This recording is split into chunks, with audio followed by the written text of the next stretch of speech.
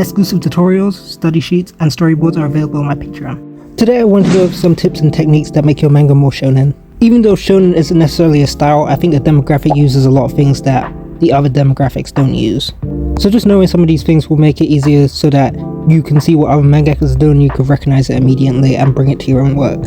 I'm Kai, a 9-year-old manga artist from the UK. The first thing I wanted to go over was inking, and as you can see I've lined up several figures here that I'm going to ink over and show you different techniques to approaching them. The first technique is the most standard, which is thick outlines and thin insides. You'll find this in a lot of manga like Dragonball or Naruto. Depending on the manga, sometimes they use line variation, which is using thin and thick lines in one stroke, but then other mangas like Naruto will use the same line variation the whole time, so lines that don't have any variation at all. I do think it's more interesting to use variation, but neither way is correct or wrong. But generally just following the basic rules of using thinner lines on the inside parts and for detail, and thicker lines for the outside can make your pages a lot more interesting because it also highlights the character and makes the character stand out more in the scene. Using thick lines on the outside can help your character stand out compared to the background too. Here, as you can see, I'm sort of adding more black to the character, and when you do this you want to sort of follow the form of the object and character. Usually contrast is super good when it comes to shonen manga because a lot of them do use a lot of blacks. You can see these kinds of things in Dandadan and Jujutsu Kaisen, mangas like that. Typically you do want to add in a lot of black into your pages and use them to show the form and show shadow and things like that. This helps your page contrast a lot better, which I did talk about contrast in my previous video if you want to check that out. But generally using some kind of contrast can make your pages stand out a lot more. And as you can see here, I'm about to get into hatching and showing you different ways to do that. You can just go along with the hatching and just draw lines like this, which works super well in general. But what you can also do is go back over the lines and sort of do cross hatching. And here's the second way, which is following the form of the object, which is like curving around the sort of form of the person, which Dandadan does this a lot. And then after this, what you could do is go back over it with cross hatching to sort of make it softer transition between the hatching and the blacks. This will make your stuff more detailed too. And here I'm using screen tone as opposed to hatching, which you'll see in Chainsaw Man and Jujutsu Kaisen. Typically you do want to add some kind of mid-tone between the blacks and greys, even though some manga don't. I think typically with shonen it is the case. And here I've added screen tone to the character too. Since they're a brown character, I want to add screen tone to their face, but there are mangas that don't use screen tone even if the character is brown or black or has a different complexion. For example, I think One Piece is like that, where it doesn't add screen tone. It rarely uses screen tone, I believe. And if it's important for what complexion your character is but you don't want to add greys, you should find ways to make the character appear that they are a specific complexion based on their design and everything.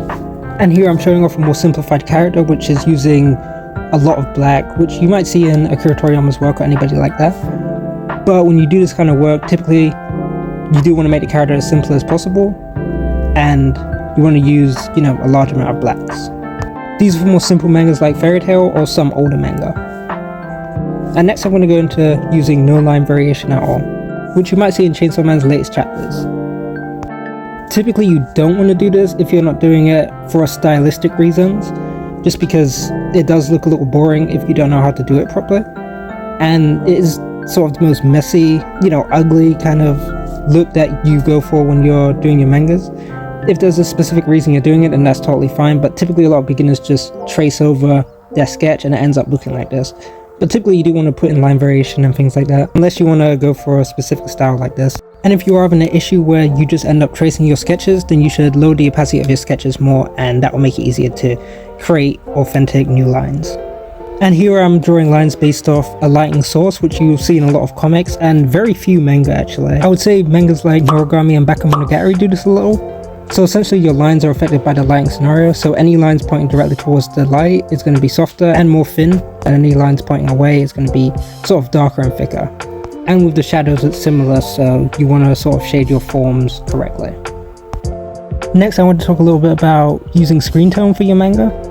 Typically with scenes like this that I'm drawing right now, you want to use thicker screen tones like a 30 or 20, which is what a lot of shonens do. And you do typically want to add some kind of black or shading to this, just because it does help a lot of contrast. Even though you don't necessarily have to, I think it does make your scenes a lot more interesting, or at least contrast better. And the thick lines I'm using here too does help with that. Generally, shonen screen tones are pretty simple and they're carried by the sort of solid blacks and use of line.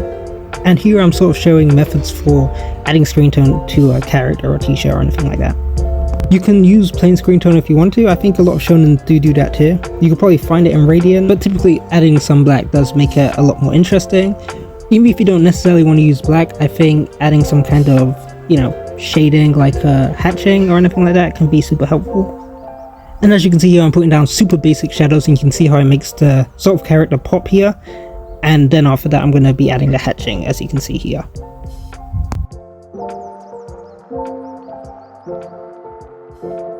And I want to touch on a mistake a lot of beginners make, which is typically that they just use screen tone, which isn't a mistake by itself, but they don't draw lines that complement the screen tone itself. As you can see here, I'm going to be drawing the most basic thing that I see a lot of beginners do, and you'll see how, it makes the screen tone and character feel super flat. Because of the thin lines they use, it doesn't complement the screen tones that sort of they're putting down, so the character ends up feeling super flat. This is something that you want to avoid typically, unless it's sort of a stylistic thing that you're going for. So to complement the screen tones better, you want to use thicker lines for your, outside a character and things like that, and it will really help your character to stand out a lot more. And something else I wanted to touch on super quick was how shonens use screen tone for important scenes and things like that. Typically they use thicker lines on the outside and things like that to help complement the screen tone. You'll see this in Dandadan, Rent a Girlfriend, for example, and usually they use thicker lines for the outside, or thicker lines in general, and some places to put the blacks. Really quick, I want to talk about designing characters for shonens and things like that. This is the most basic design that you could come up with, a t-shirt and jeans, which isn't very interesting when you're making shonen manga. So here I've decided to change up the way that I'm drawing the hair and add some contrast to the design. But this design is also very boring because the character has no personality. But once we start figuring out what the character's personality is, we can add more to them, create a story for them. For example, this character is more of a cocky kind of hunter type of character, so I'm adding things to sort of complement that, changing his pose up to be more confident and adding elements that make him seem like a hunter. And here I check out the silhouette of the character, which is still very much lacking, so next I'm going to try and create a more interesting silhouette when I'm drawing a character. Silhouettes are super important when it comes to battle shonen manga, even though with standard shonen mangas like, romance shonen mangas, it doesn't matter as much. But when it comes to battle shonen manga, it does matter a lot more. So here I'm adding elements that make the character silhouette more interesting and adding different earrings for him and things like that. Shapes are super important when you work on silhouettes, so that's something to keep in mind. But you can kind of see how the beginning character that we started off with isn't as interesting as this later character that we came up with. And instantly the silhouette is a lot better than it previously was. And here I'm showing the silhouette of the character that I made, which is a super simple silhouette by his design, but since he's got very unique hair, he stands out a lot more. And here I'm showing a lot of different poses, even though these are super simple. Just showing the differences really does say a lot about the character's personality, and imagine if you added designs to this too. Next I'll go over paneling. Essentially, you typically for shonen manga want to use between 1 and 5 panels, even though there are manga that use more panels like Dr. Stone and Hunter x Hunter. Typically nowadays it's better to use less panels and make your stuff more interesting that way. As you can see here, I'm demonstrating how a 7-8 panel page might look, and it feels a little cluttered. Even 6 here, which some mangakas do still do, does feel a little cluttered too.